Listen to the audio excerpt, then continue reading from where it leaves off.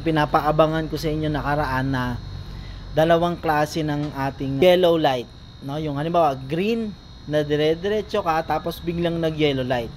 Yung una, yung meron ka pang space na huminto.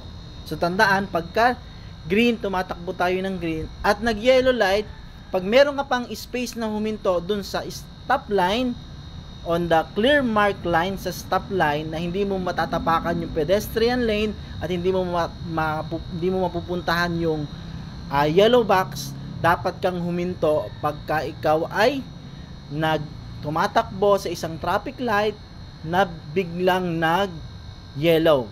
Green, tas biglang nag-yellow na may space ka pa. So, anong dapat natin gawin? Pagka tumatakbo tayo sa isang traffic light na green, na intersection, kailangan magdahan-dahan tayo habang meron pa tayong enough space na makahinto.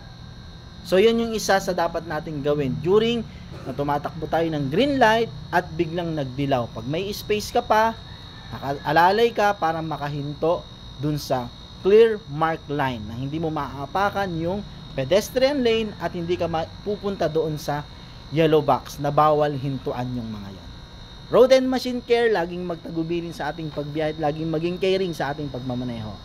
Muli po, salamat po sa Diyos. Mahalaga na equip tayo ng mga paalala sa ating pagmamaneho. Lalo na parating na po ang No Contact Apprehension Policy sa May 26. Ang mangyari po niyan, pagka may sasakyan na nagkamali ng takbo o galaw sa daan, titiketan po yan at padadalhan yung may-ari nung nakapangalan na sasakyan.